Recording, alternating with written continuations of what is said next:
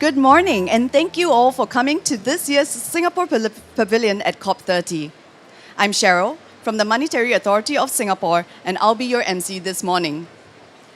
Today marks Finance Day, and here at the Singapore Pavilion, we will be highlighting how Singapore is mobilizing green and transition finance, supporting climate initiatives, and leveraging partnerships with governments, corporates, institutions, and people in Asia and beyond. We have an exciting program lined up today. Throughout the day, you will hear how Singapore and our partners are advancing sustainable finance, building on initiatives first announced at COP28 and progress shared at COP29. These collective efforts have helped lay the groundwork for turning ambition into concrete climate action. This momentum is only possible through strong partnerships, and today's program will showcase the importance of collaboration and innovation in unlocking greater financing for climate projects across the region. To kick us off today, it is my pleasure to present the opening remarks from Mr. Chia Te-Jun, Managing Director at the Monetary Authority of Singapore. Please sit back and enjoy the video. Distinguished guests, ladies and gentlemen, good morning. Welcome to the Singapore Pavilion on Finance Day. Over the past 3 decades, the annual gatherings of COP have convened and rallied the world to align on common climate ambition and action. Last year in Baku, parties agreed on standards to operationalize Article 6.4 after 6 years. This was a pivotal milestone that lays the foundation for a high-integrity global carbon market. On finance, parties also agreed on a new collective quantified goal of at least $300 billion annually by 2035. This sets out the global ambition to mobilize greater financing for climate action from both public and private sources. With these key milestones, we have the opportunity to turn negotiated text into term sheets and move from pledges to projects. It is here that the ability to mobilize capital and channel it towards climate outcomes is critical. MAS remains committed to supporting global climate action. We are working with the financial sector to catalyze Asia's transition towards a low-carbon and climate-resilient future. To do so, we have taken action across 3 dimensions. First, developing credible financing solutions that are practicable and contextualized to regional needs.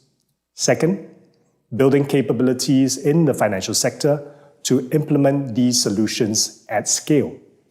And third, demonstrating the mobilization of capital through innovative approaches. So credibility, capabilities, and capital. Let me take each of them in turn. First, developing credible and practicable financing solutions. 2 years ago, at COP28, we launched the Transition Credits Coalition, TRACTION, to study how high-integrity transition credits could address the issue of Asia's legacy coal-fired power plants. At COP30, TRACTION will release its final report. Over the past 2 years, we gathered feedback from TRACTION members and industry experts. The final report sets out practical insights, frameworks, and solutions to develop and structure high-integrity energy transition credit projects. TRACTION's report identifies that Asia holds a substantial potential for generating high-integrity energy transition credits. It sets out solutions and identifies areas of further work. The report also examines practical pathways to scale transition credits. This includes a suite of risk mitigation tools that can help crowd in capital. MS will share more about the report findings later this morning. Since the convening of TRACTION, the energy transition credit landscape has continued to mature. Verra introduced the first transition credit methodology in May.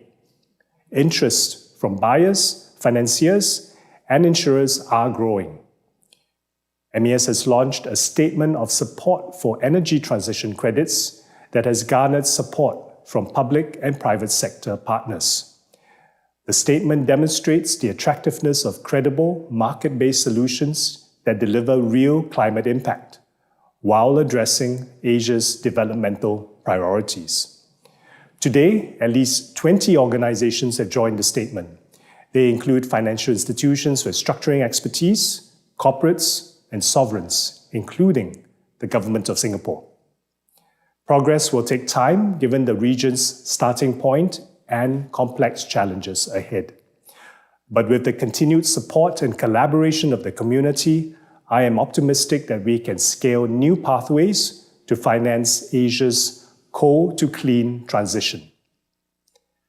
Let me turn now to building capabilities. Beyond energy transition credits, carbon markets can be a viable solution for climate action.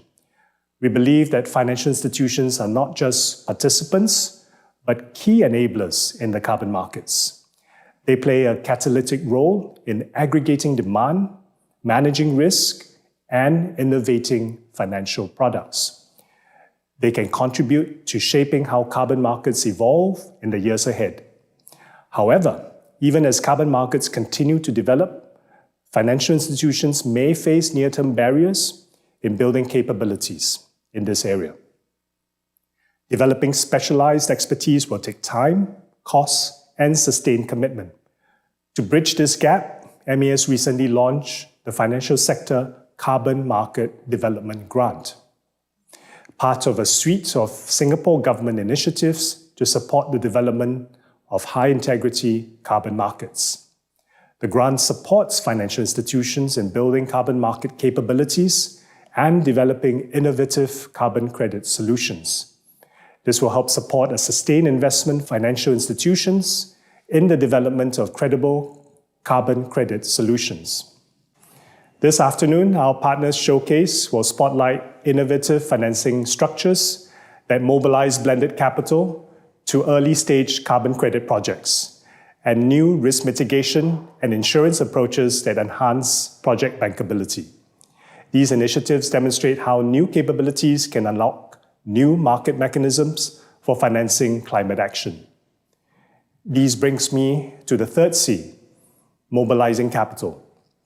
MAS is demonstrating how capital can be mobilized towards climate outcomes through Financing Asia's Transition Partnership, FAST-P, a blended finance initiative.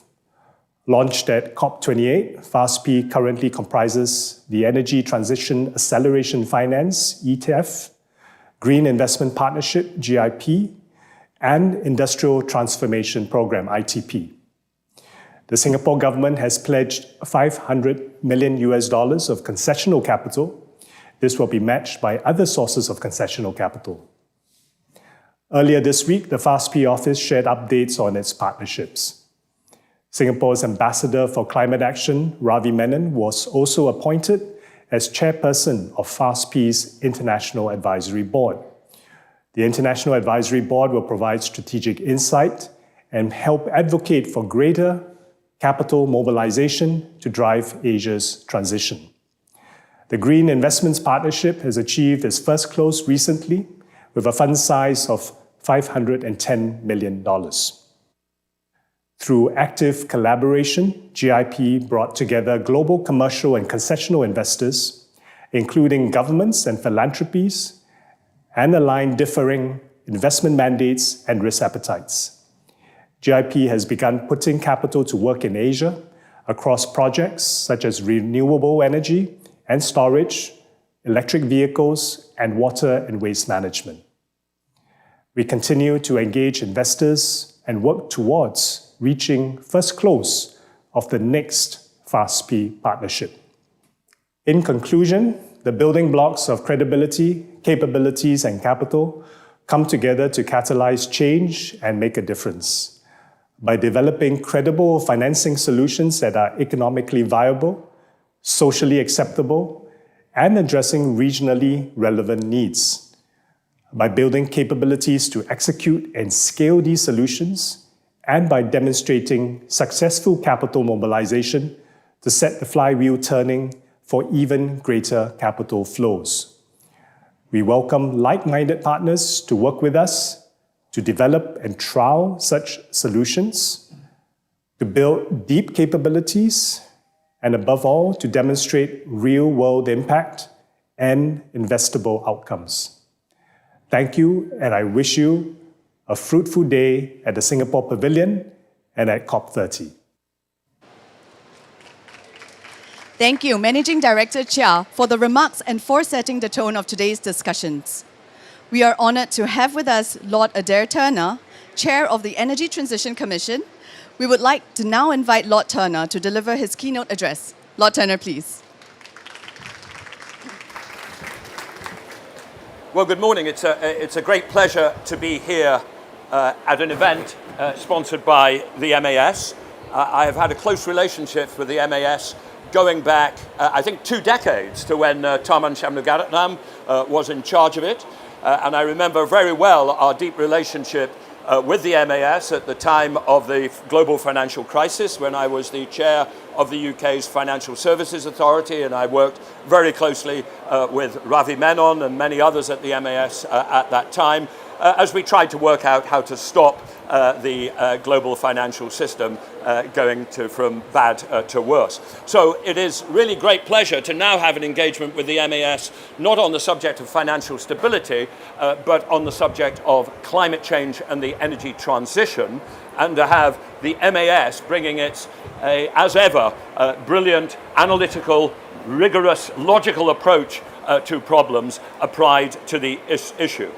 Now, here in COP30, I think we're all very aware of the major challenges facing the global climate and the energy transition. This morning in Paris, the IEA has just produced its new World Energy Outlook, and it says clearly that on the existing stated policies of countries, we're heading towards about 2.5 degrees centigrade of warming, which I think is a very bad position for the world and potentially catastrophic.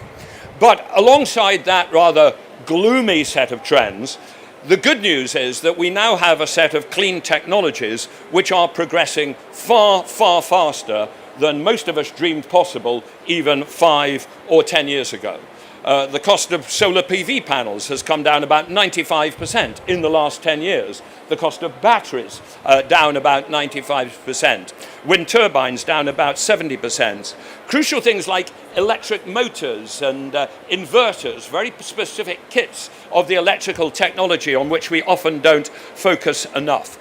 And this is now making it possible, this suite of technologies, to look forward both to the deep, deep electrification of our economies and to the complete decarbonisation of electricity supply. And it is those two things together, clean electrification, electrify and decarbonise electricity, which is really 80% of everything that we need to do to get to a zero carbon economy. It's not one of the things we need to do, it is the absolutely dominant thing. The ETC, in a recent report on energy efficiency, has set out the possibility of a world which goes from 20% of final energy demand derived today from electricity to at least 60 or 65% by mid-century, and maybe even to 70 or 75% as we see ever more areas of the economy which could be electrified. And of course, China is leading that process. It is now, whereas the world is at about 20%, it is at about 30% of final energy demand is electrified and rising fast. And we have also just put out a report, this report, Power Sector Transformations, which describes the good news that we can provide that electricity for electrification in a zero carbon fashion and do so primarily from renewables. We are confident that we can run renewable systems, electricity systems, which are as much as 70 to 80% dependent on renewable generation, and that we know how to balance supply and demand across the days, the months, the years, and to deal with what we do when the sun doesn't shine and the wind doesn't blow. And indeed, one point that we make in this report is that the collapsing cost of both solar plus batteries has created a transformational possibility in what we call the global sun belt to decarbonize electricity systems or to grow electricity systems faster and cheaper and cleaner than we thought possible. Solar plus batteries is, I think, the killer app of the energy transition. And I think in sub-Saharan Africa, apart from South Africa, which has an existing coal base, it creates, for instance, an enormous opportunity to simply skip completely over the generation of fossil fuel generation and go straight to a rapidly growing, cheap, and totally green electricity system. But that will only occur fast enough if there is a mobilization of capital. A mobilization of capital, both public, private, and blended, to enable people across this global sunbelt, much of which, of course, is developing countries, to seize the opportunities which are technologically available. And that possibility of renewables cheap in future also leaves us with the challenge of a large installed base of already existing and newly built coal. A problem particularly in China, in India, in Indonesia, Vietnam, and in other parts of Southeast Asia.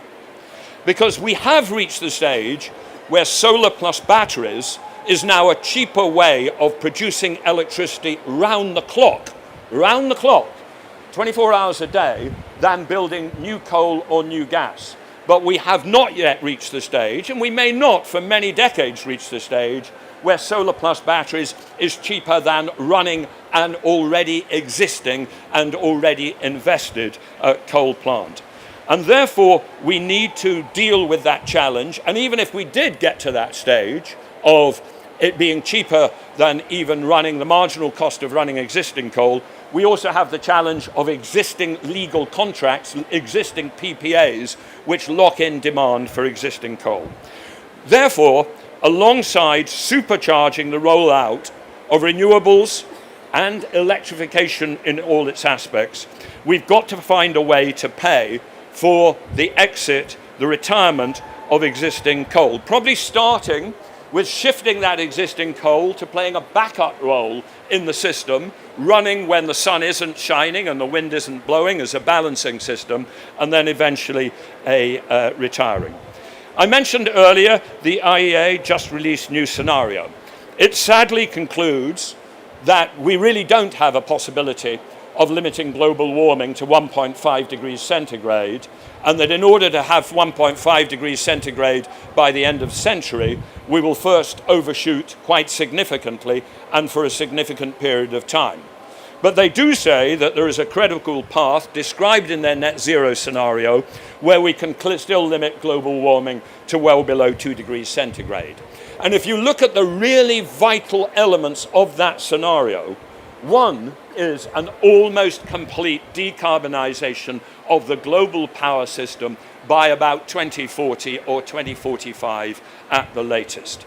And that will require not only a turbocharging of new renewable development, but also finance mechanisms which enable us to speed the exit from existing coal generation. So we have huge opportunities before us, but huge challenges. And some of those challenges, many of those challenges, require finance. They require finance for the new technologies in the developing countries in particular, and they require finance for the exit of existing coal. And we require, within that exit of existing coal, to also make the link with carbon credit trading and credit quality standards of the high quality which the managing director talked about. So it is great in this hugely important area to have Singapore and MAS in particular playing a major role of policy leadership. You have the FAST-P program, and we talked earlier about the International Advisory Board. Well, Ravi Menon, whom I met in London for breakfast 10 days ago, asked me to be a member of that International Advisory Board, and I have been very happy to just send him an email accepting that. So I will be having an input to that crucially important part of the initiatives, focus on all the forms of a financing, blended financing, supported by the input of public money from Singapore, which can help drive the new new technologies. But it is also important that Singapore is playing a crucial role in thinking through the various forms of carbon credit trading and finance which can drive the early exit from coal. So we do face huge challenges, and there is a crucial role for finance to play in helping us meet them. And therefore, I'm very happy to help kick off this day at the Singapore Pavilion devoted to the role of finance in dealing with this profound problem that the world faces. Thank you very much. Thank you. Thank you, Lord Turner. If we could invite you to please remain on stage as Ms. Abigail Ng, Chief Sustainability Officer at the Monetary Authority of Singapore, presents a token of appreciation.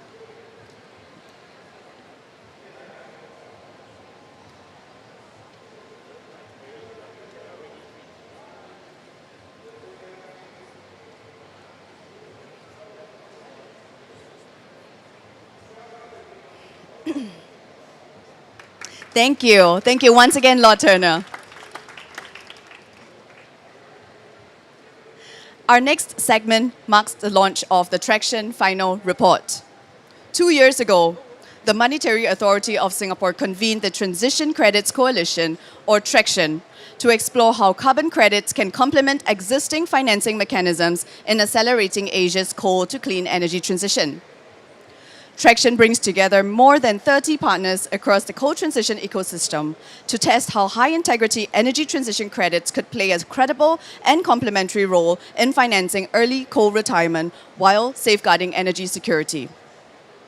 The final report we are launching today builds on the earlier findings from its interim report, released at COP29.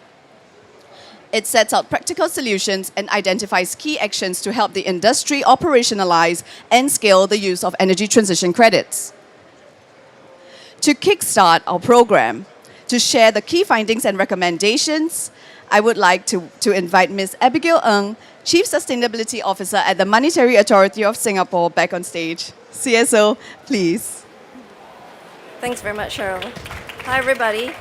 I'd like to say very grateful that Lord Turner has set out for us the very big picture about why a transition is important. I'm very grateful for his continued involvement and a partnership with the MAS and with Singapore on this very important issue. So welcome everybody, very pleased today to see many of you here at the Pavilion at the launch of the final report by the Transition Credits Coalition, Traction.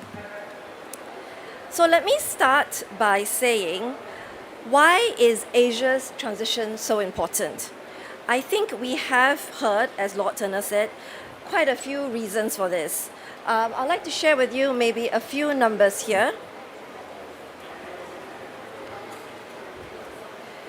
So, as you heard a little bit in the introduction, Traction is a multi-stakeholder initiative, and we'll be hearing from some of our partners later. So what are these energy transition credits that we are talking about? Why is there a need to develop or scale them? And how actually are they going to help in Asia's coal to clean journey? So actually some of you here today might be thinking, in today's world where actually there's a lot of other things that people are thinking about, like macroeconomic uncertainty, price pressures, energy security, why is the transition from coal to clean energy still such a critical issue for Asia? So here, as you can see, Asia accounts for 50% of global greenhouse gas emissions, of which a third of that is from coal plants.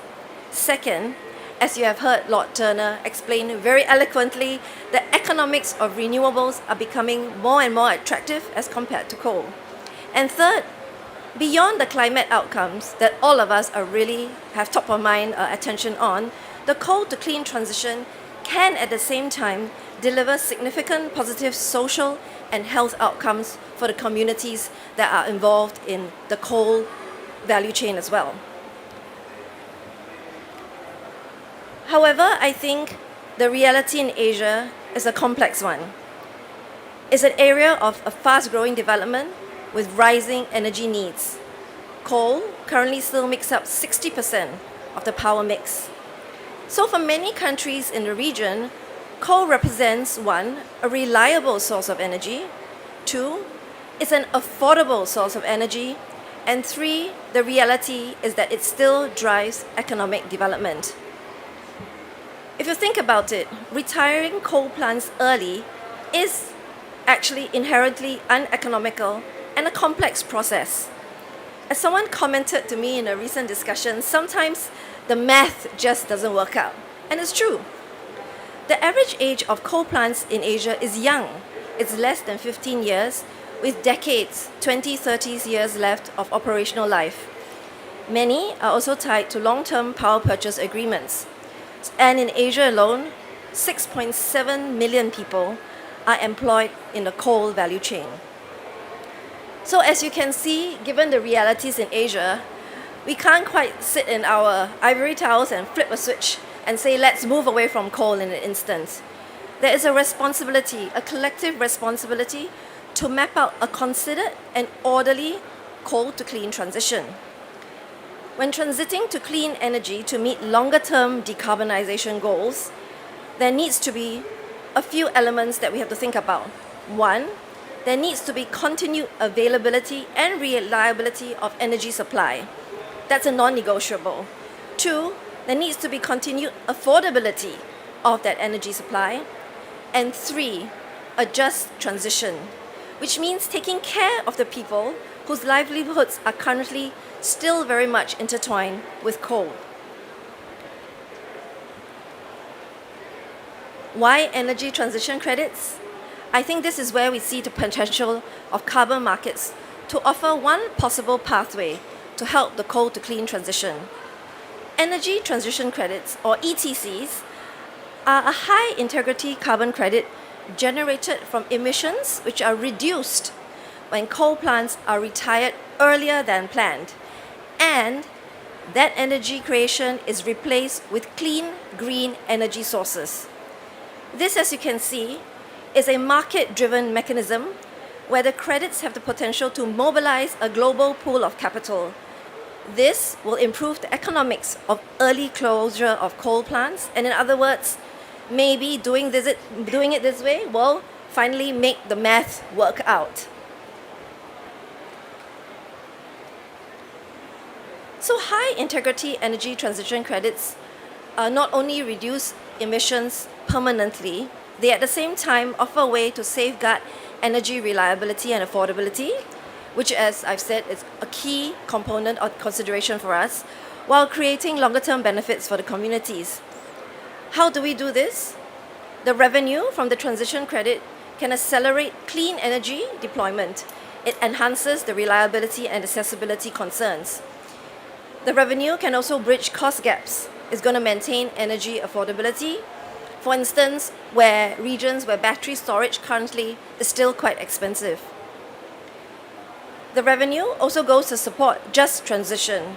What do we mean by that? It supports re-employment opportunities and upskilling of the affected local communities. This is not a one-shot thing that we're going to plan to do. This enables longer-term resilience by creating more sustainable jobs and hopefully revitalizing the economy in a region in something more sustainable. Given all these issues that were bouncing around and in the consciousness of global conversations, 2 years ago, MAS convened the Traction Coalition to unlock the potential of energy transition credits.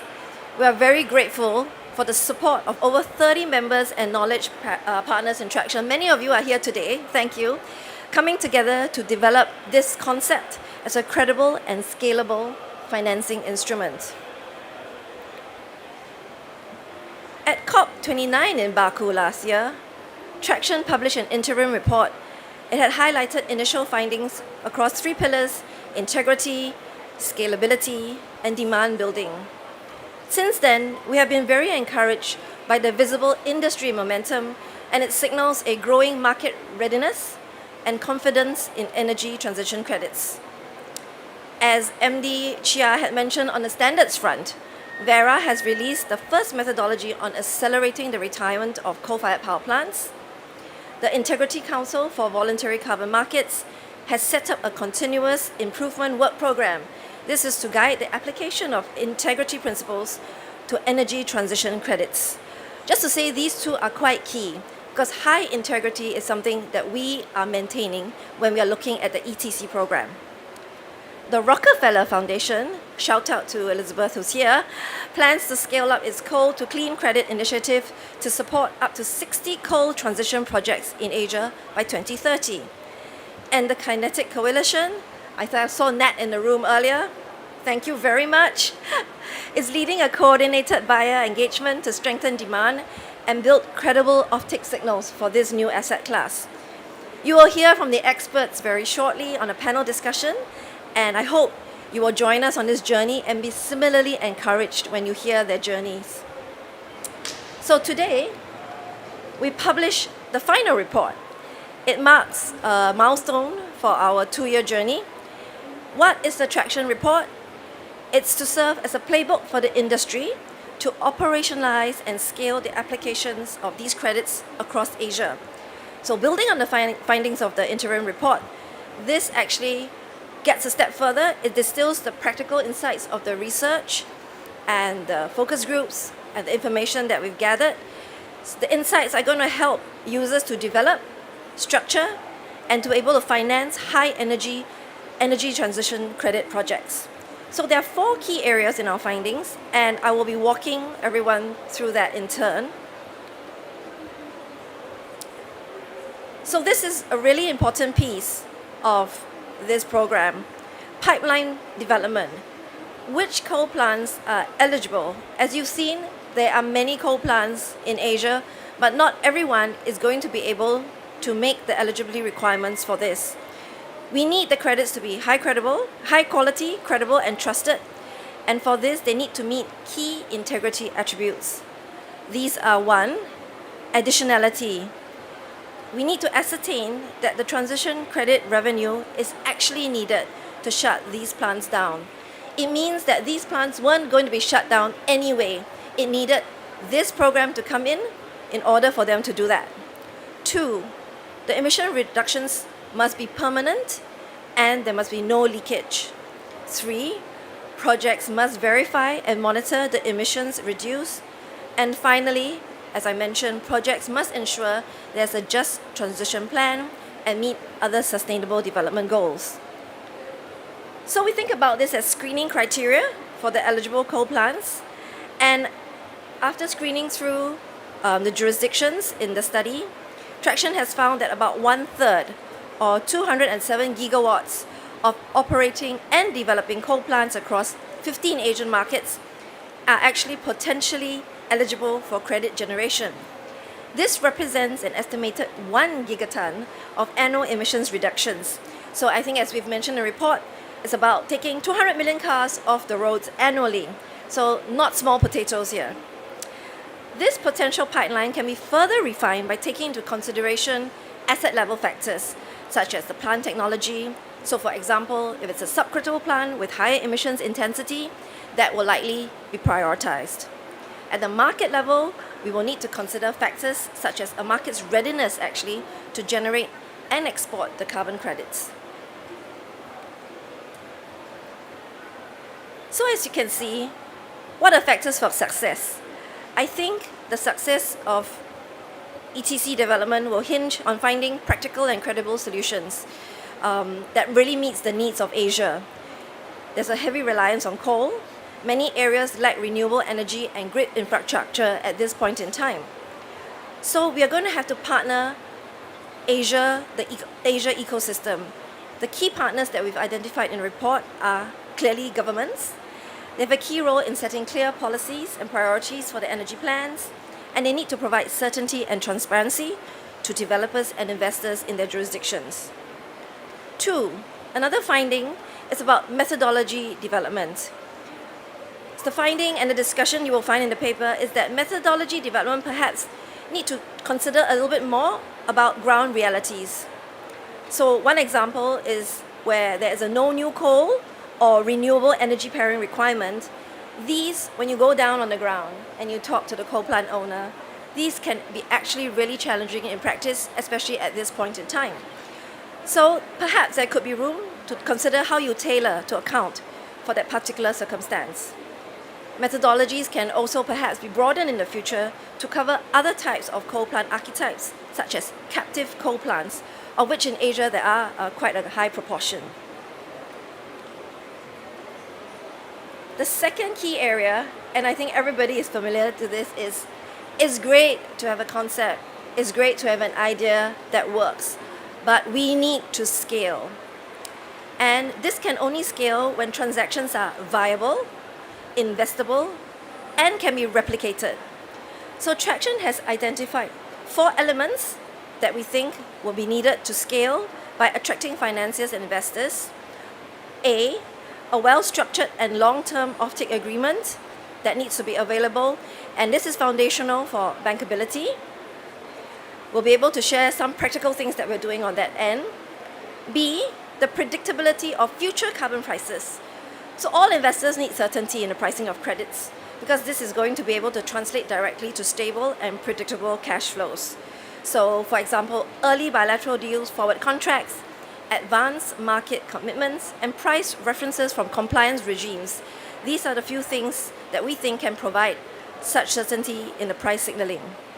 C, risk mitigation. Energy transition credit transactions face really unique risks over project life cycles. It's a new area. Every project is unique, quite bespoke.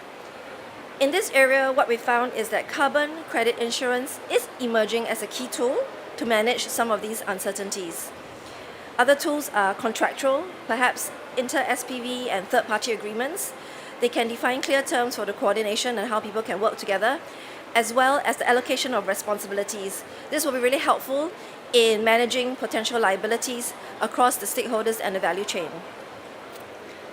D, we can also consider alternative coal transition approaches. So often if you talk about a coal to clean transition, and if you're thinking about in a very binary way, it's going to feel like a rock and a hard place, right? You keep the coal plant running and emitting, or you have to shut it down completely, and then you risk having no power for the community. What we are saying in the report, if you look at it, this is not a binary decision. There are options to be considered. For example, sequential closure of coal boiler units. So you have the same plant, instead of shutting it off completely, you can shut boiler by boiler. This gives us the opportunity and time to maintain grid stability. At the same time, while you're ramping up with the revenue from your credits on green energy to smoothen out the electricity supply. The advantage of this sequential boiler by boiler shutdown is that you can also start actually generating the revenue from the ETCs a little bit earlier. The other idea that is discussed, instead of completely dismantling the coal plant, there are options to consider about repurposing the coal plant, so you don't end up with a completely wasted asset. The third area, which resonates I think with a lot of people in the room and in the conversations I had, is a unique focus of this, just transition. So I think this is key to the credibility and long-term impact as well. So methodologies do set out clear requirements for just transition. Vera, for example, requires at least 2% of credit revenues to be directed toward this cause. So building on this requirement, we actually provide frameworks in the report on how to help project developers and financiers develop detailed plans to address on-the-ground implementation of just transition plans. I think we can think about drawing on a mix of funding sources as well for just transition. So about 2 to 5% comes from the credits.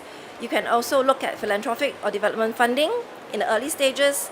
And by that time, hopefully, there's enough to attract commercial investment to be able to sustain the implementation and the transition. So the last of the 4 areas of focus, we talk about demand building. So as we all know, there are 2 sides to every market, and I've just spent a lot of time talking about the supply. How do you get the credits up and running? How you make sure they're credible? How you make sure they're high integrity? But we need people to want them. So over the past 2 years, Traction has engaged more than 80 companies to better understand the demand side perspective. These conversations have helped us understand buyer needs and raise awareness on what the value proposition is of energy transition credits. What have we learned? Buyers do see potential, and they have appeal for 3 key reasons. 1, they clearly support and represent decarb of the supply chain. 2, they deliver tangible socio-economic outcomes. And 3, They are backed by credible and robust methodologies, so they're verified and they're permanent. However, given the nascency of this asset class, I think it's not surprising that you do have voluntary buyers who still remain a little bit cautious and are taking a little bit of a wait-and-see approach. So to unlock demand, what we're saying is that we need clear guidelines on how corporates can use these credits credibly. We are already doing some work on it. There are ongoing efforts by standard setters and governments. We're going to provide greater clarity on how carbon credits can be a part of corporate net zero strategies. We are also seeing sovereign participation and alignment with compliance schemes, which will be important reference points for corporates as well. So we hope these few things that we're doing will increase the confidence in participating in this market. So given all this that we've gathered, how do we move to action? Talk is great, concepts are great. What next? How do we keep the momentum going? So mechanisms such as AMCs and buyer coalitions will be able to reduce participation barriers because you mitigate risks, you lower your due diligence costs, and I think very importantly, you'll be able to aggregate demand, sending a strong demand signal to prospective project developers and financiers. So as I often say to the team, we need to burn the candles at both ends. So Traction has taken steps to do this. You will hear Kinetic Coalition is leading efforts to establish the first AMCs for energy transition credits. So hear more from Nat in a while. The MAS has launched a statement of support for energy transition credits. I'm very heartened by the number of participants that we have on the support. We have 21 public and private entities, including the governments of Singapore, of course, and the Philippines that have joined the statement. So I think this collective expression of interest is going to provide plant owners, host governments, the confidence to pursue a transition for coast phase-out projects, knowing that there is good market demand and there will be financial support coming in their difficult journey. Later on, please stay on. We have some of the signatories with us today so that we can celebrate and mark this milestone together as well.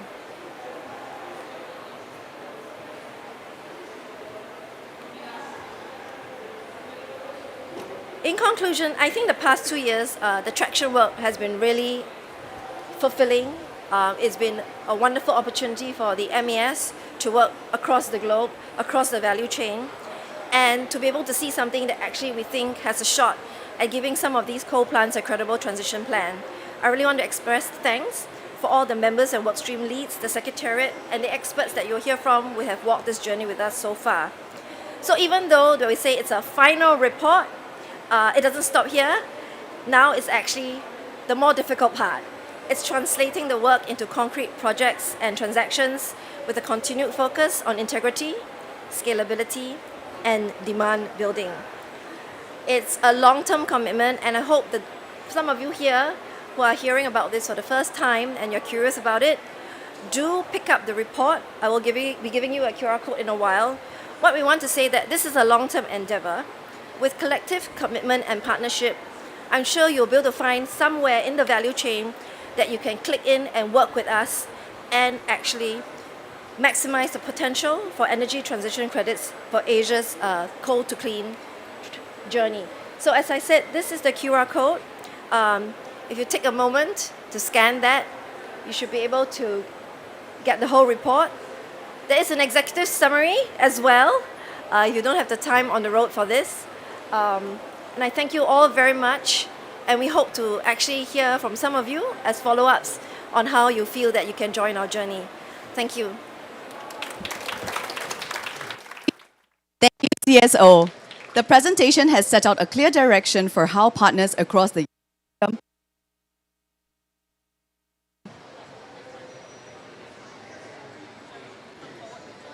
ecosystem can continue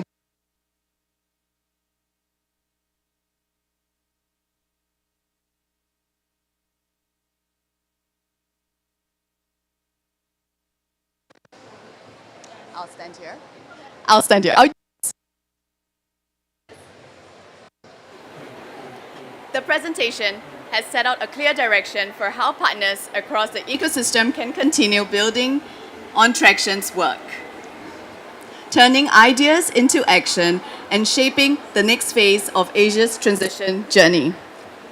For those who would like to know more, you may scan the QR code displayed on the screens to access Traction's final report. Our next segment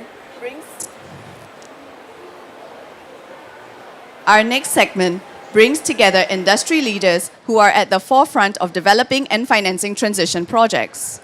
Each speaker offers a unique perspective from across the ecosystem, spanning finance, sovereign and buyer demand, policy and philanthropy. We are honored to have with us Ms. Marisa Drew, Chief Sustainability Officer of Standard Chartered, Mr. Benedict Chia, Director General of the National Climate Change Secretariat, Prime Minister's Office, Singapore, Dr. Nat Cohen, President of C2ES and the Kinetic Coalition, Ms. Elizabeth Yee, Executive Vice President of the Rockefeller Foundation.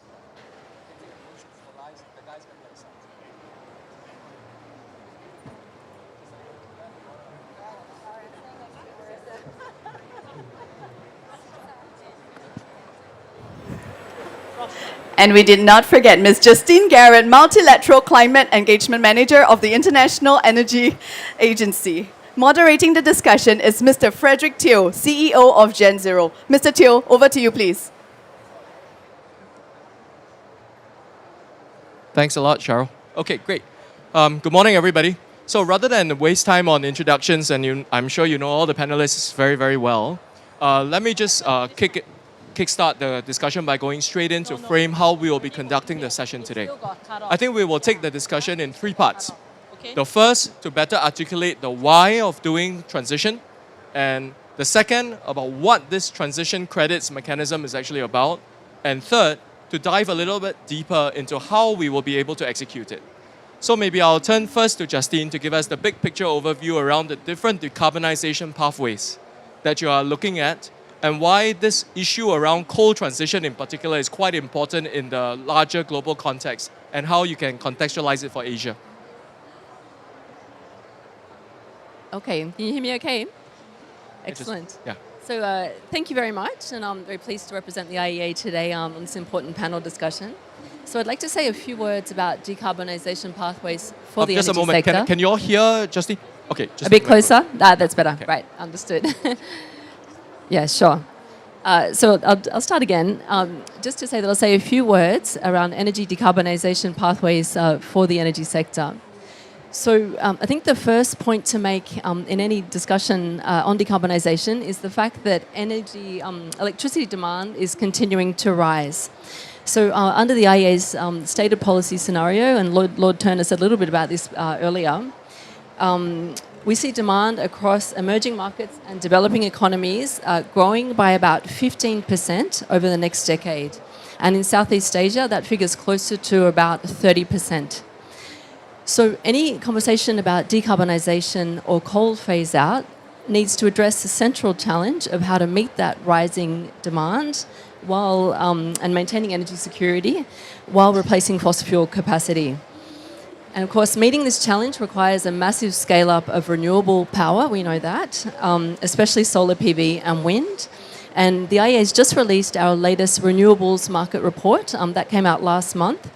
And that projects a 2.6 increase in global renewables capacity by 2030. Now, and I know you'll be aware that at COP28, there was an objective set to triple capacity by 2030. We believe that that goal is still within reach with some additional effort. So that's the first point. In Southeast Asia, between now and 2035, the region is expected to add nearly 10 gigawatts of solar and 6 gigawatts of wind capacity per year, supported by falling costs and favourable government policies. So that's the picture at the regional level. The second point I want to make is that coal, of course, does more than just generate electricity. It also provides baseload power, system flexibility, and also grid stability services. So when we're talking about the transition, we also need to think about those areas as well. And the most important replacement for these services is battery storage, followed by dispatchable renewables like hydropower. And under today's policies, the stated policies, battery capacity in Southeast Asia is expected to grow sixfold between today and 2035. And we'd need to see that increase quite significantly to support the required scale-up in renewables. So the final point I wanted to make, and it's something that we've heard a little earlier as well, is that beyond replacement, we need to consider that many plants are young and protected by long-term PPAs, which can make early retirement complex. So it's not just about retirement. We also need to think about repurposing, potentially running plants less, and also retrofitting. So in some cases, we can repurpose coal plants for load balancing, which can make, to help integrate higher shares of renewables. Plants can run less as clean generation scales up. And we can also consider retrofitting, whether with CCS or co-firing with low-emission fuels. So this can help support grid stability and emissions reductions. No, thanks for that overview, Justine. I mean, it's kind of clear that many of the governments, especially in the developing countries, have to actually grapple with the energy trilemma. It is always a balancing act, right, of the different trade-offs that we have to deal with between affordability, decarbonization, and also security and access. So from maybe a policy-making point of view, if I can turn to Ben, right? I mean, Singapore is not dependent on coal, right? But Singapore is obviously taking a leadership position in thinking about how to execute coal transition, especially in Asia. Maybe you can share a little bit from a Singapore government perspective, why is Singapore interested in this topic, and why is it so critical for our part of the world? Yeah, thanks so much, Fred. So for Singapore itself, decarbonization broadly is important because we are a small, low-lying island state, and 30% of Singapore is 5 meters below sea level. So if we don't do anything, if the world doesn't do anything, a significant proportion of Singapore will be inundated. And then you ask the question, what exactly can you do? And within our immediate region, I think as Abigail mentioned in the slides, coal is an important part of, it's an important source of energy, it's an important driver of economic development, national development itself. And if we don't find a way to take coal out of the system, we will use up our carbon budget. We would shoot past 1.5 degrees, 2 degrees very easily. In fact, the latest UNEP GAP report, which was released, shows that we are on a pathway of 2.3 to 2.8 degrees. I mean, it's an improvement from previous years, but it's still a stretch away from the 1.5 degree goal itself. And the window, in order for us to take action to avoid some of the worst effects of climate change, are slowly narrowing. So that's why it's important for us from a national perspective to work with our region to find a way to reduce, for them to reduce emissions, to decarbonize their grids itself. Thanks. Okay. No, thank you very much. If I can quickly now turn to Liz. So on the Rockefeller Foundation has been a core supporter of many of the methodological and policy work associated with coal transition. In particular, your support for the Coal to Clean Credit Initiative. And we're delighted to work with Rockefeller Foundation for the ASEAN project that we're involved in the Philippines. Maybe, Liz, you can share with us a little bit from a philanthropic organization perspective. Why is this important to you? And why did you land on the idea of a carbon credit initiative to be the mechanism, the what of the solution to drive this? Well, Fred, thank you so much. And I want to just acknowledge Singapore's leadership in this space, because I don't think any of us would be here if you weren't also championing this and trying to make it a reality. And I think Nat and I have been on this journey for a while. We started doing this work well before, but through this idea of the Energy Transition Accelerator that is now the Kinetic Coalition. The reason why we do this, and for those who aren't familiar with the Rockefeller Foundation, I think the easiest way to think about our work is we're in the business of people. We're founded 113 years ago with the focus on the well-being of humanity. And there's no way we can get there if we don't actually focus on the planet at the same time. And so when we look at the headwinds that are against us, with the fact, I think everyone cited the statistics of how much coal, and if we don't actually address this challenge, we won't get anywhere close to 1.5 degrees. The 8 million people who actually work in this industry, who rely on this for their livelihoods, those dichotomies are reasons for us to think about what we can do to try to make that better. And so our history has been long in the idea of innovative finance, and it seemed that there is a pathway forward if we actually look at how we can use carbon credits and other methodologies to be able to address this challenge, because advocacy alone is just not getting us there. one reason why we're so supportive of this is because it actually gives the countries that are embarking on these transactions the autonomy to actually deliver for their economies, their grids, their people, the opportunities that they feel. It gives them the choice.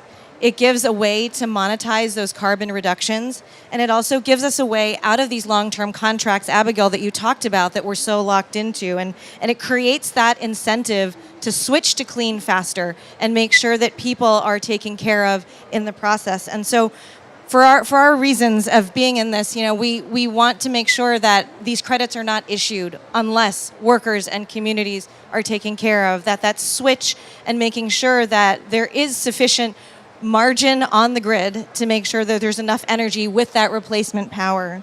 And so I'm happy that we're here talking about this opportunity in general. I'm happy that we're able to partner with you and the Philippines to work with GenZero, to work with Keppel and Mitsubishi to really try to do this. And to build on your point, Abigail, the analysis that we've done shows that there probably are about 60 projects in the pipeline that we could work on. And that unlocks, if we do it right, $110 billion in investment with 29,000 permanent jobs. That's real money. That's real people opportunity. And so that's why we're focused on this, and we're really grateful for everyone on the stage's partnership to make it a reality. Right. Thanks very much, Liz. Now, before we go on to the how and get into the nitty-gritty around the demand signals that are needed and the financing, I would like to just ask maybe Ben or yourself, Liz, to maybe address one of the potential, if you like, conundrums that we face, right, in this community. Now, if we think about coal transition project, there are probably 5 elements that we'll have to fund. The first element is that you've got to buy over the coal plant and probably make good on all the foregone cash flows that are associated with a plant that is actually functioning. So that's part number 1. Part 2, you have got to finance the renewable power generation that will replace it. Part 3, in order to make it a little bit like for like, you have got to put in a little bit of battery storage in order to be able to firm up the power generation, right? Part 4, you may need to invest into some additional grid infrastructure because where you have the renewables might not be where you have the grid connectivity. In any event, some parts of grid upgrading might be required in order to operationalize this. And part 5, to be able to fund the just transition. Now, I think it is kind of like understood that maybe solar is already economically viable today. But for some of the other elements, they are not quite. And that's the reason why you need an alternative source of funding, which comes from carbon credit revenues. However, people are sometimes a little bit concerned about whether it is kind of like okay to pay coal plant owners off in order to be able to get the early transition going. Is that a moral or conceptual conundrum for either of you? I'm happy to take a shot at this first. So I think the reality is that which came out quite clearly in the report and in the presentation is that not all coal-fired power stations are eligible to generate carbon credits itself. And one of the key criteria which determines whether they are suitable or not is the presence of a long-term power purchase agreement. So for many of these coal plants which are already locked into a long-term PPA, if we don't find a way to unwind it, we don't find a way to make some of the previous investments whole, the assets will still continue operating. And many of these assets, as mentioned, are very young and have a very long tail itself. So I'd say from a moral perspective, you could argue that the long-term PPAs are unfair and unjust contract. But I think the reality, the practical reality is that if we don't find a way to unwind it, all we'll do is to stand on top of the roof, beat our chest on the morality of this, and there'll be no progress. And the reality is that we must make progress at this point in time. And the transition credits framework, I think it's a very feasible and a practical way to push this forward. Yeah. But if I were to take that a little further and ask ourselves the question, if you've got an incremental dollar, right, in order to get decarbonization going, is it better to spend that dollar on closing a coal plant or the dollar fully into building new renewable capacity? Actually, I would say probably both. And I think we also need to look at the overall hierarchy itself. New renewable power stations, plants, if you look across the board, actually most of them are increasingly cost effective. And if they're increasingly cost effective, you shouldn't really be thinking about using carbon credits. You wouldn't pass the additionality test. And many carbon crediting programs are really moving from large-scale utility-based renewables itself. But if you couple that together with coal needing to replace it, actually the costs are not low itself. It wouldn't naturally happen on its own. And I think that's where there's an application of carbon credit. So we're not saying $1 what exactly you spend it for, but it's really more the instrument, the financing instrument, and where is it most appropriately applied. Because I think sometimes the clarity of it is that we are actually dipping into different pools of capital in order to fund new builds versus that of trying to get a coal plant closed. And I think thanks for that. And on that note, maybe we can turn to the financing question and turn to Marisa. Clearly, these projects are going to be extremely expensive. Just the project that we are working on alone for a smallish 246 megawatt coal plant is going to cost upward of $1 billion to execute. So from a financing perspective, Marisa, as you look at such projects, what are the challenges that you are facing? Are banks generally ready to lean in and provide a lot more debt financing that will help us get across the line from a returns and commercial viability perspective?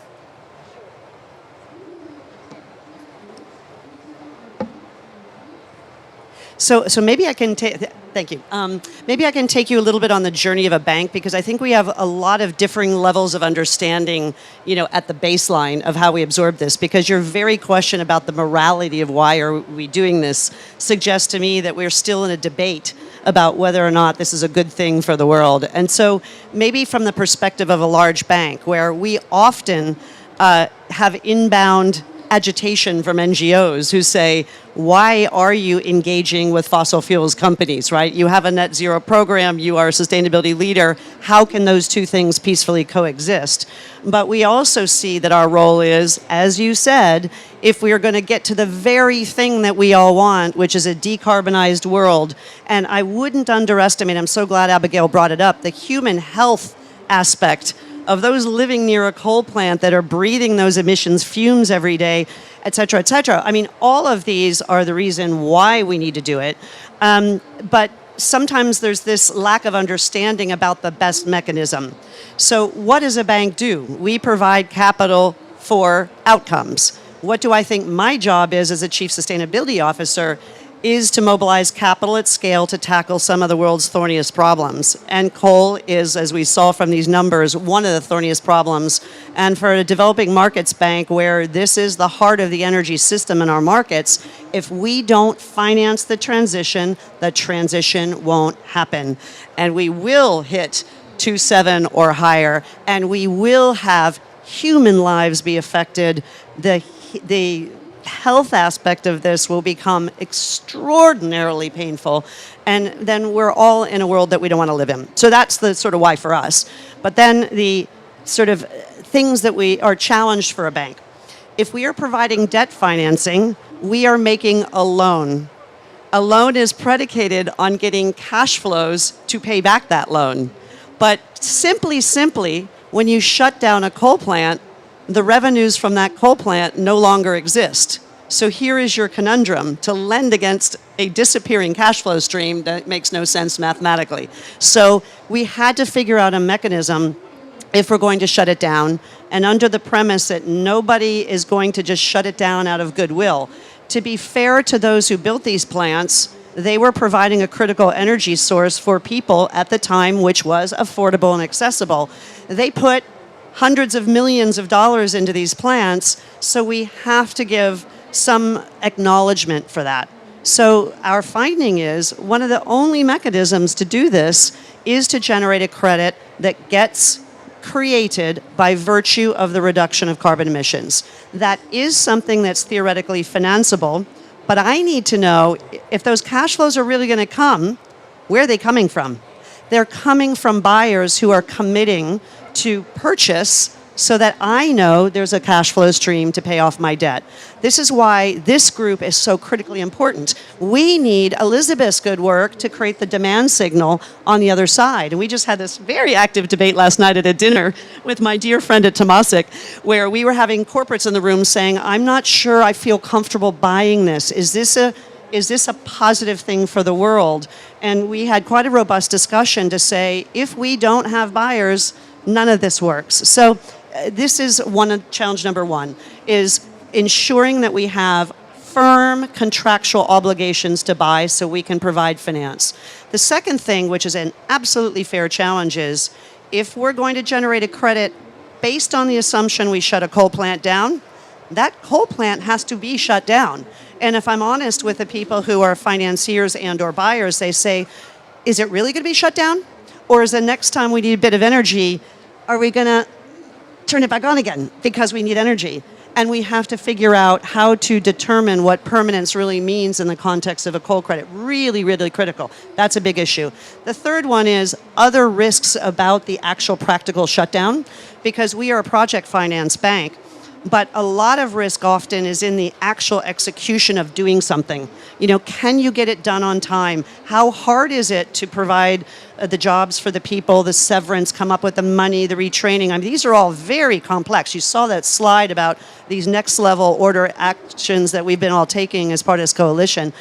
So one of the ways we can do that is thinking about other financial mechanisms like insurance, which is a well-trodden path for managing some of these risks on the execution side. So for each challenge that we come up with, this group has been brilliant about, okay, you know that game we call it whack-a-mole?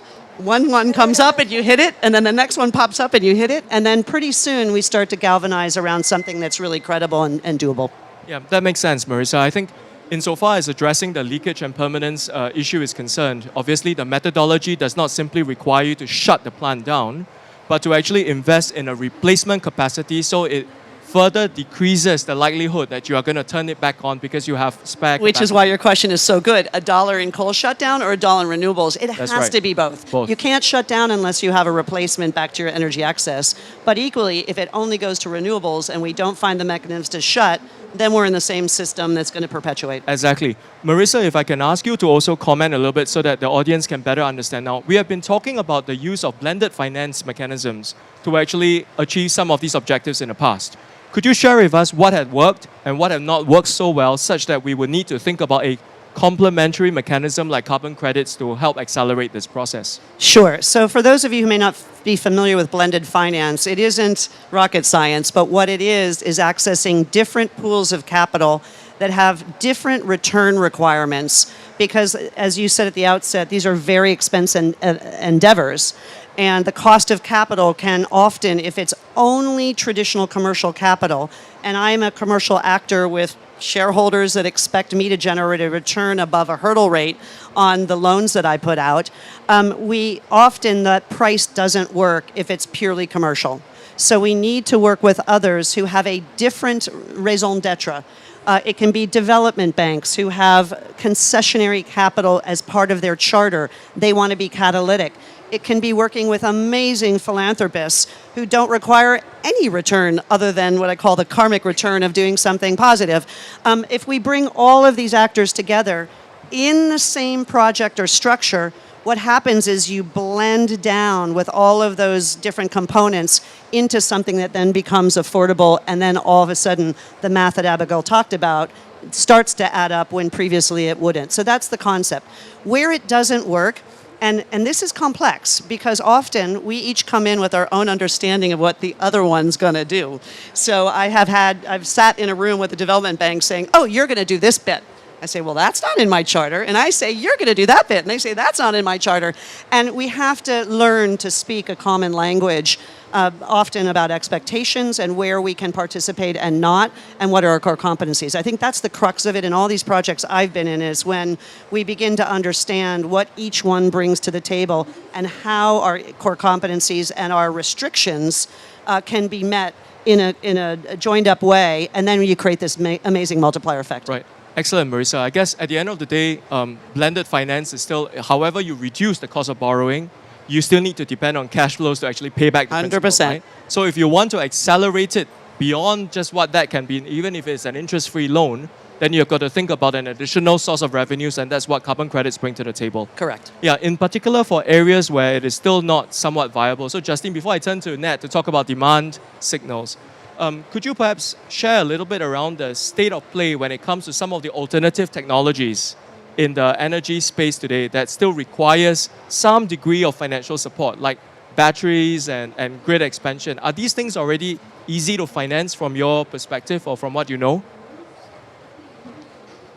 So can I first come back on the incremental dollar question that we've been discussing? And just to say that from an IEA perspective, I think one of the key points is which country. It'll depend on the country and the economic development of the country. So, in our scenarios, for advanced economies where generally electricity demand is stalling, with the important exception of demand related to AI, we'd see that an incremental dollar should go to coal phase down. When it comes to emerging and developing economies, we'd say that incremental dollar should really go to expanding renewables. So just wanted to come in on that point. One really important point is developed economies. Most of the coal plants are at end of life. Yeah. So it's a really important point, which is because people say, well, you're doing it in Western world. Why can't you do it in emerging markets? Shut Well, the last one and it's 40 years old. I think it's really, really important. Yeah, absolutely. Okay, so to come back to the initial question. Yeah, because batteries are still relatively expensive. So while people sometimes think that renewables are now the cheapest way to actually, decarbonize, and they are already at cost parity or even cheaper than conventional fossil fuels, the problem is that when you want to make it like for like with baseload power, and you add on the cost of batteries and grid, it becomes a little bit more expensive than just rolling it out with coal. So from your perspective, where are the bright spots now in terms of the technology development on batteries and on grid and stuff like that? Are we getting to a point where it is going to be more commercially viable and there will be a point of time where we don't need to have all these additional financial innovations and subventions to make them work? Great. Look, so that's a really excellent point. And the IEA did some analysis last year looking at the finance needs required to replace unabated coal with low emission sources, also taking into account associated investments in grids and storage. And so we found that around 260 billion per year will be required out to 2030 to fund that, so including the grids and storage element. So, this is obviously a big gap, and so that we think that transition credits have an important role in trying to plug that gap. But it's something that's evolving rapidly. It's also beyond financing a question of actual deployment, right? So it's also about how we manufacture all these things and get them out there. Okay, thanks a lot, Justine. Now we turn to the most important part of making transition credits work, the guys who are going to buy them. So Nat, maybe if you can share with us a little bit around the status of Kinetic's work right now. Who is interested to buy? Why are they interested to buy? Sure, and thanks so much, and it's been a really terrific panel. I want to start by just saying congratulations to Mas on the report, on the traction report, and I feel it's a great kind of moment, sort of almost like a passing the baton moment. Mas has done so much work to bring the community together, to bring all the experts together, to do the report and lay the foundation. And now those of us who are trying to implement are kind of taking the baton and running with it. And it's fitting to come at the end because the thing that pulls this all together, that satisfies Marisa's finance equation, somebody's got to buy the credits. So I want to talk a little bit about that. Before I do, let me just add one thing. I want to highlight something that Lord Turner said in the beginning, which also gets to the issues you've been raising, Fred, because I'm the president of the Center for Climate and Energy Solutions. We run the Kinetic Coalition. So I am from the NGO community. I'm a climate hawk. That's what I do for a living. And I think it's really important to underscore what Lord Turner said. Yes, it is true that if you're building building new electricity in much of the world, solar plus storage is cheaper in many places than fossil. That's great. That's really important. But don't think that it's cheaper to close a coal plant that has a PPA in place and replace it with solar. We have to find financing for that, or the coal plants will keep running. And you asked a moral question. My moral North Star is, how do we cut emissions as fast as we can to address the catastrophic threat of climate change? And we need to do that with all the tools we can. Carbon credits are not the only way, but there are some coal plants. The only way we're going to close them, the only way we're going to replace that electricity and that energy and meet the human needs is by finding a way to finance that gap. And so I think that's really critical. Okay, so Kinetic Coalition, we were sort of birthed by the Energy Transition Accelerator. Thanks so much to Rockefeller for all of their support in doing this. We are about finding the demand for those energy transition credits. We pool demand from private sector buyers. We're working with sovereigns and with compliance sector buyers because we think you can put a whole range of demand together. But fundamentally, we're working with private sector buyers who want to get clean energy into their energy systems in their supply chains. They want to invest in clean energy systems where their suppliers are, where their electricity is around the world. And energy transition credits provide a way to do that because, as you've heard, they help close that financing gap. They make it possible to close coal and to replace it with clean at scale. So we've got a coalition of over 20 private sector companies. These are multinationals that have electricity that they use. They've got electricity in their supply chains. They want to address their own broad carbon footprints. They want to use these credits to address that energy in their supply chain. We want to provide them with the high integrity credits that can help drive the change. So here's what we hear from companies are two things. Number one, they have to be really high quality. We've talked about integrity throughout the day. Our sort of North Star for integrity is the Integrity Council for the Voluntary Carbon Market. So the CCP label. The CCP label. We're working with a couple of different methodologies. One of them we've heard about by Vera. It's a project level methodology. There's another one that looks at the system level, and I'll come back and talk about that in 30 seconds. The other thing we hear from companies is they need to have a use case, and Abigail mentioned this as well.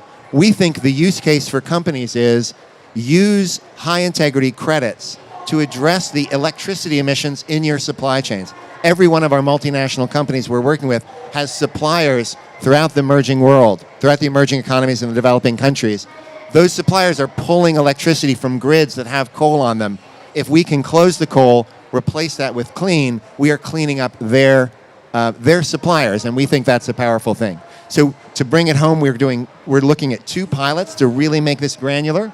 One, we're working with, of course, GenZero, working with Singapore, working with Rockefeller on a pilot plant in the Philippines. It is a pilot project in the Philippines to close a coal plant using the Vera methodology. I see South Pole here. They also contributed to that. Yep. Close a coal plant, replace it with battery and storage, with solar and storage, and do that 10 years early. That's real emissions reductions that will benefit the planet, and we'll do it in a way that benefits the community. The second pilot is in the Dominican Republic. It's at a system level because in some countries, there's not a coal plant you can close tomorrow and get 10 years out of, but there are system investments you can make. You can invest in transmission that makes it easier to build solar. You can ramp down coal plants that are on the grid and start replacing them with more clean. And for those system level emissions reductions, we're working to develop another methodology, working with the World Bank and putting that in place in Dominican Republic. I'll just close by saying we see this as catalytic. We're not going to get this done with one project, with two projects, but we think if we can show it can be done and we show how we solve that finance equation. Liz mentioned how many more plants there are to come. We think this can be catalytic as a source of finance for really to get this done at scale. Liz, Nat, you guys have been working on this for far longer than we have. As you look at some of the challenges that you have come across over the past few years, is there anything that you have seen that you would like to perhaps change, improve on, design things differently in order to be able to get your stakeholders, whether it's on the philanthropic side or on the demand side, to lean forward more? Gosh, that list is really long, Fred. I think there's one of the initial, I guess maybe it's something that Secretary Kerry said very early on, which is like, make progress, don't try to get perfect. And one of the things that we wrestled with really early on was the challenge of jurisdictional versus project-based. And so I think that's one area that I feel like has become clearer. We're getting smarter on how to do that well and right. I think the other piece, which Marisa, I think we've tried the financing part was difficult to hack early on because we were trying to figure out how to actually create sufficient revenues up front such that we could either do a forward transaction or something that would actually generate the revenues to pay off the debt, and then also create the certainty for the buyers that they needed in order to be able to be willing to transact. And so I think the opportunity to do what everyone talks about all the time, like the P4 of public, private, philanthropic partnerships, and use insurance and think creatively about how we can structure this such that these transactions can happen and these coal plants can shut down are a key part. And I'd say the last thing that we have continued to work on, in addition to the technology side, which I feel like, Nat, you're probably better to talk about than me, is the human side and the worker retraining and and really moving people and livelihoods who have been living next to a coal plant to, in the case of the Philippines, where the new generation will be, which is ironically and better closer to load. So that I think will increase the reliability in addition to the battery and having this solar. But I think making sure that is both affordable and achievable and something that actually works for the communities are things that I think we need to continue to lean into. Liz, if I can take you on the just transition piece and the impact on the workers. Now, we know that there is always a lot of noise around the importance of looking after the welfare of the workers, the local communities and things like that. But in many of the projects that you work on where you have to deal with this question on just transition, is the issue of skills retraining really that difficult? Because as I think about like workers who need to go from, say, an oil and gas, petrochemical plant to focusing on something to do with hydrogen, aren't they learning the same things in school? It may be a question around applying your skills a little bit differently. You may be doing some processes a little bit differently. But is this a 80% change or is it a 20% change? So I'm just trying to get a sense of how big is this problem, and are we sometimes overstating the difficulties, and maybe we should be highlighting a little bit more about the fact that this is actually attainable and is not going to be such a difficult task. So it's a great question, Fred. I have a sample set of a handful, which is the people that I've talked to both at SL Tech and around the world when we're talking about transition in general. I think these are new jobs, whether they be new installing jobs of solar, which, by the way, are I'd say peaking power, because you really install and then your O&M kind of comes down and it's really flatlining after that because you're really doing more maintenance than you are, and then you're also just managing grid flows. I think it is different. The technologies are different. You are operating baseload to baseload, so I guess you've got that in common.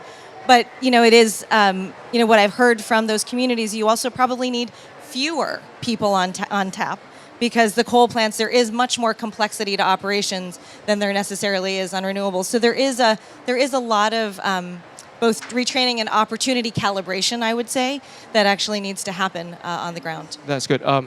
Marisa, maybe I let Nat go first, and then just to double click on that point, and I mean, I think Liz is exactly right, and I love the way, Liz, that you put people at the center of this. An anecdote. So Liz has a handful of data. I just have one data point, but I'll give it to you. I was at the SL Tech plant that we've talked about, this pilot project in the Philippines, and one of the most, we spent a day there at the plant visiting it, and 90% of the time was talking about how they are going to address this issue of a just transition. They know every worker at the plant, 192 workers. And one of the things you realize when you unpack that is many of the people who work at a coal plant are not actually the coal engineers. They're the finance or the accounting, or they're managing the plant, or they're running it, or they're in and those folks, we need to find them jobs, but they are movable. And not, I don't mean that in a harsh way. I mean, that is an attainable thing. You need to focus on it. You need to pay attention. You can't just let it happen. But it is a doable thing. And even the coal engineers are more skilled and often, so they'll find there are other roles for them. I think the important part to say, one reason we need this whole financing package, I don't want to put Marisa on the spot, but normally if you go to a bank and you say, I want a loan to make sure that I'm retraining and reskilling and getting jobs for all the people, that doesn't have a lot of return. There's no cash flow. That's exactly the point I was going to make. Exactly. Back to blended finance, why it is so absolutely critical. That generates no income.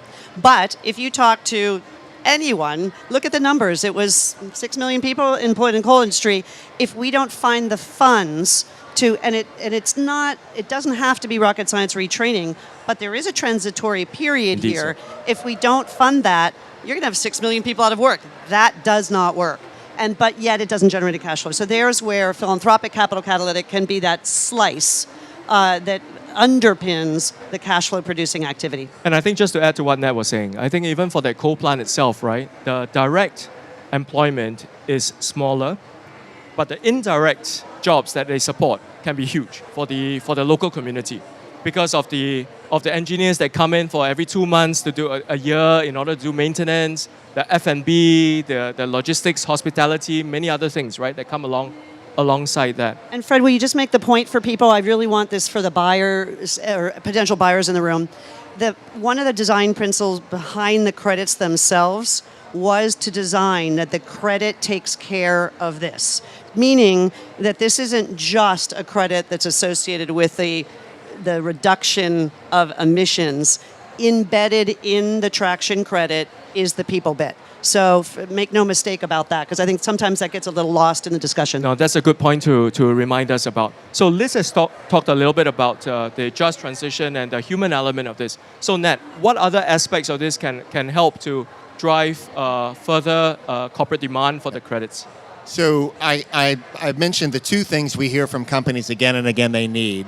One of them is the quality of the credit. And I think that one we've largely solved. I mean, Marisa mentioned some of the issues in principle around permanence and leakage, but the Vera methodology, I think, does a lot to address that. And frankly, this SL Tech plant is just the top of the line, because we're talking about 100%. We're talking about a power plant being closed and replaced with, if you want to get wonky, mid-merit power, battery plus, so storage plus batteries provides power to the grid in the time it's needed, not just when the sun is shining. And that combination, that reliable that power, that mid-merit power is really important. So that's kind of like a gold star project. The other thing I'll say that I mentioned is that we need, and this is where I would say we continue to work at the Kinetic Coalition, we continue to work on this, is that use case. I think it's the most, I can't think of a higher integrity use case for carbon credits than a company saying, I want to invest in clean energy at scale in my value chains.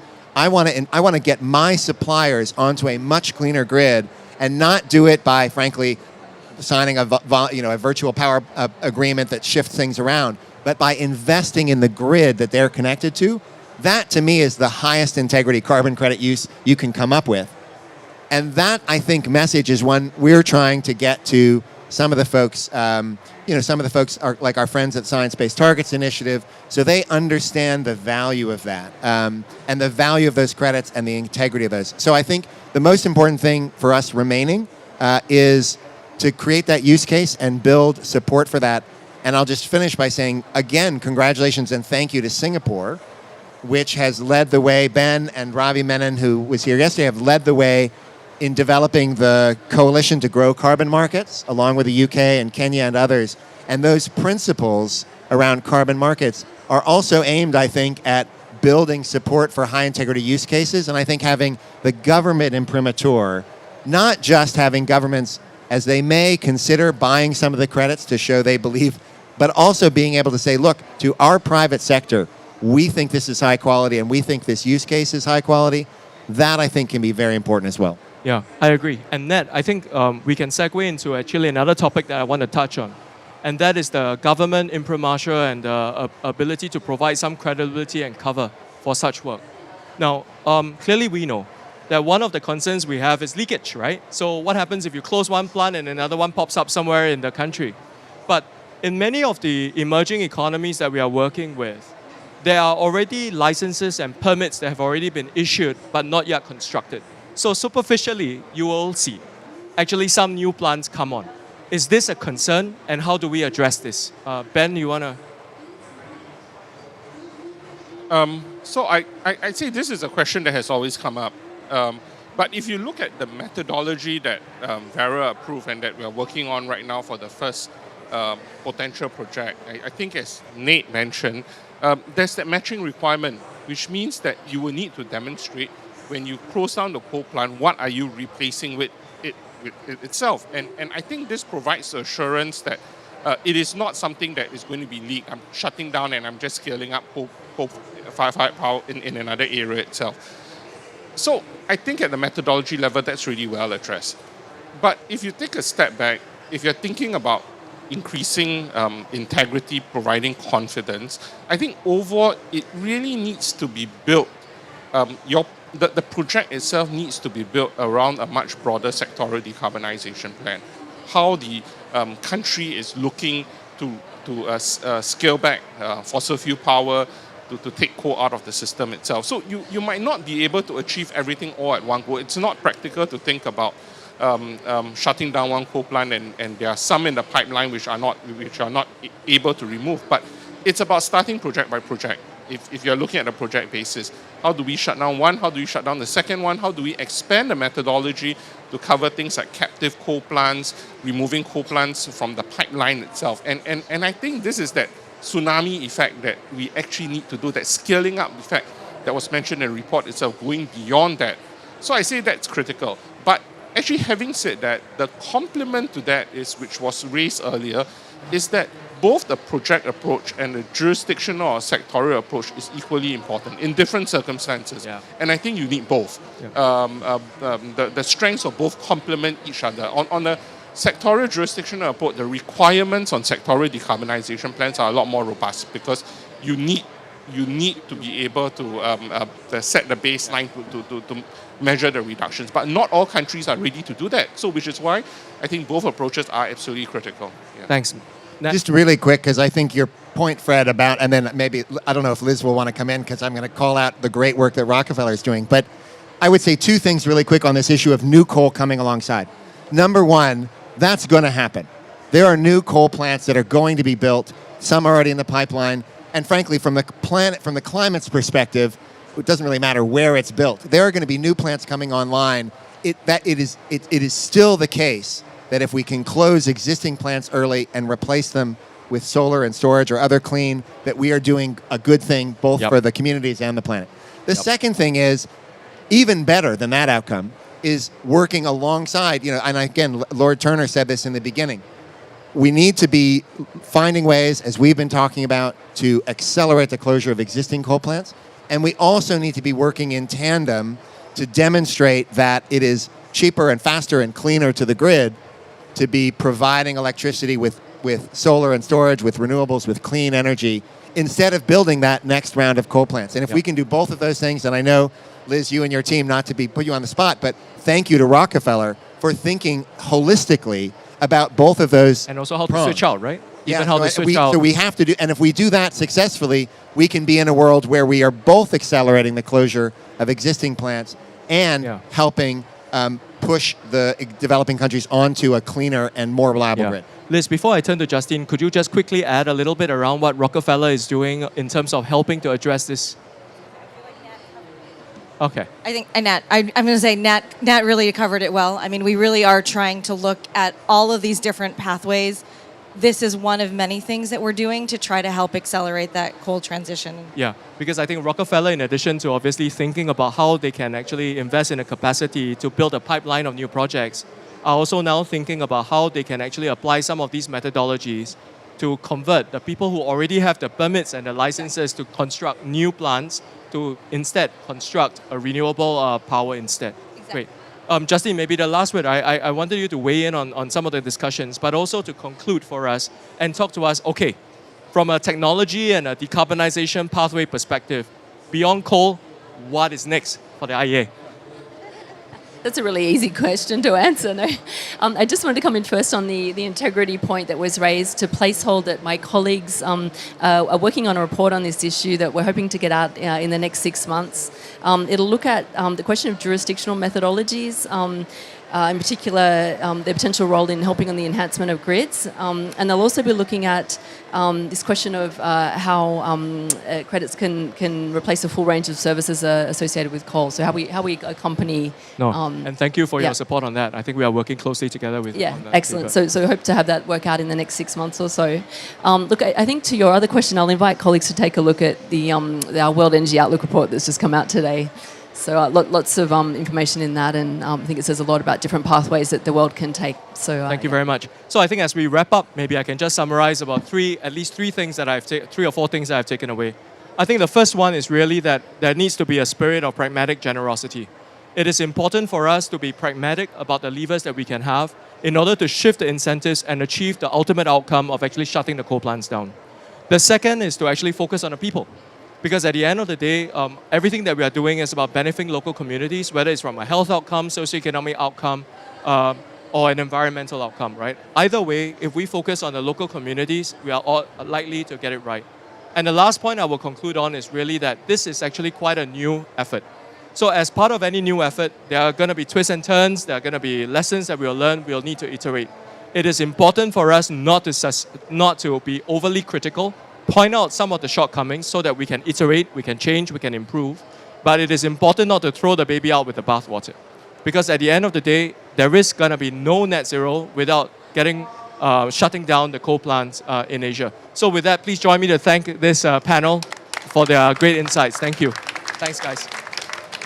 Thank you. Thank you, everyone, for that insightful and engaging panel discussion.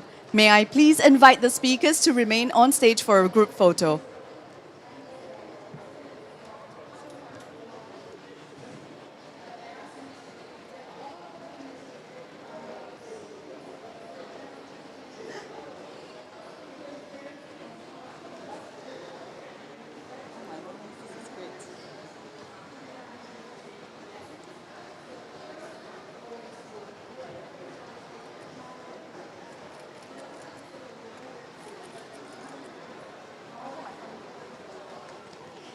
Thank you once again to our speakers. To build on from what we've just heard, we are delighted to mark another milestone today. The statement of support for the energy transition credits represents a collective commitment by leading organizations across the public and private sector to advance high-integrity transition credits through offtake, financing, and underwriting arrangements. This statement is available on the Monetary Authority of Singapore's website, and you can access it by scanning the QR code displayed on the TV screens. There, you will also find more information about the statement and the full list of signatories.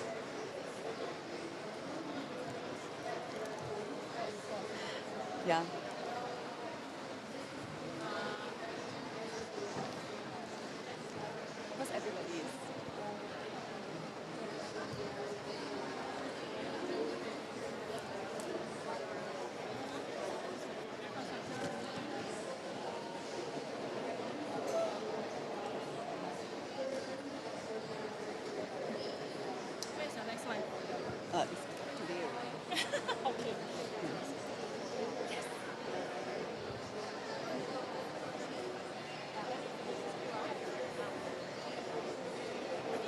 Once again, this statement is available on the Monetary Authority of Singapore's website, and you can access it by scanning the QR code displayed on the TV screens.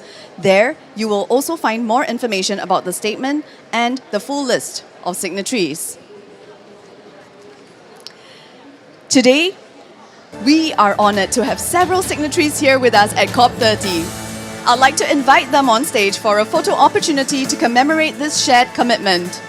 May I please invite representatives from Air Carbon Exchange, Asian Development Bank, GenZero, Government of the Republic of the Philippines Department of Energy, Ministry of Trade and Industry, and the National Climate Change Secretariat of the Government of Singapore, Howden Insurance Broker, Kinetic Coalition, MUFG, Standard Chartered, Schneider Electric, Temasek.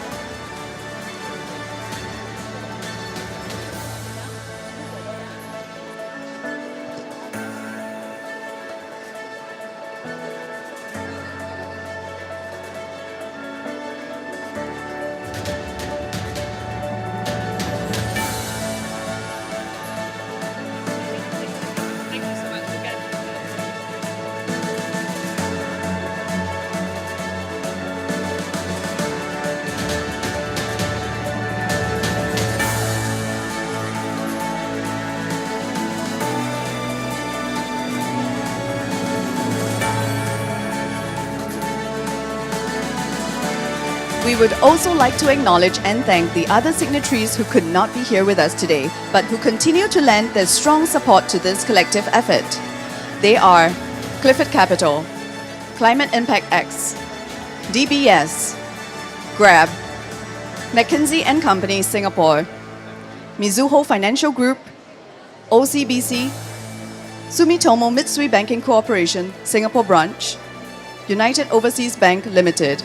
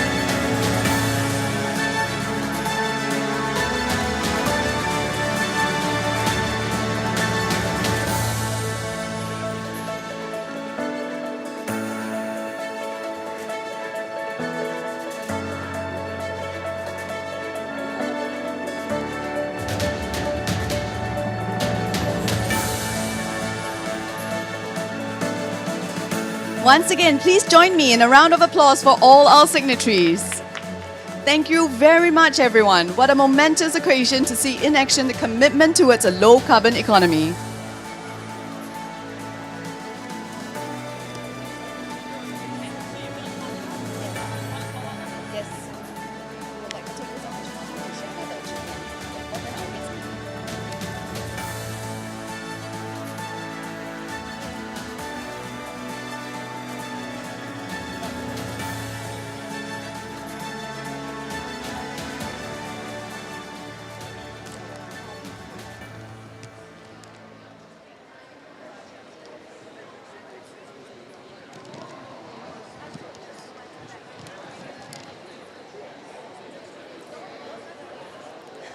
Before we wrap up this morning's program, we would like to take this opportunity to share another achievement on the ASEAN front.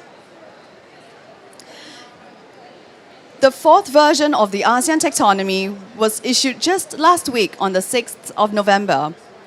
It represents the culmination of a multi-year and multi-stakeholder effort for all ASEAN member states that began in 2021. The ASEAN taxonomy reflects the region's commitment to supporting transition to a low-carbon and climate-resilient future. In particular, this version sets out the thresholds and criteria for what is green and transition across 6 focus sectors and 3 enabling sectors of the taxonomy. This significant milestone is a mark of positive collaboration across countries and sectorial bodies in ASEAN, including MAS representing Singapore.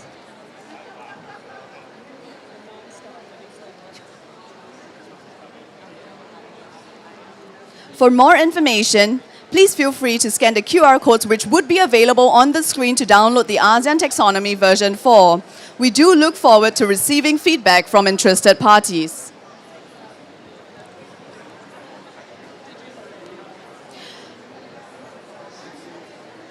Without further ado, please sit back and enjoy this video from the ASEAN Taxonomy Board.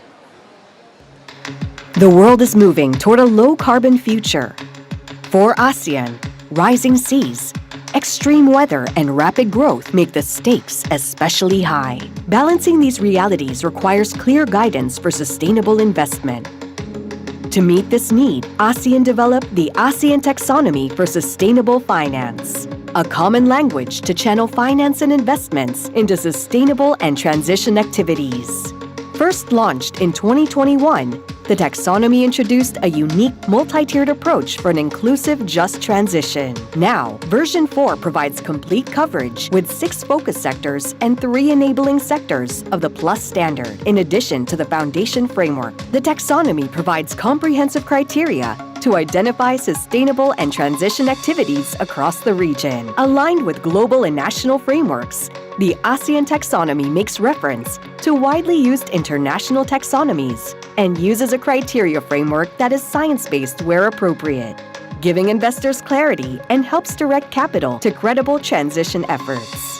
The ASEAN taxonomy is built by ASEAN for ASEAN. Guiding it is the ASEAN Taxonomy Board, comprising ASEAN sectoral bodies representing banking, capital market, and insurance regulators from all ASEAN member states. Globally interoperable, yet tailored to regional realities, it reflects collective ambition and guides the flow of sustainable finance into real investments that strengthen resilience and drive inclusive growth.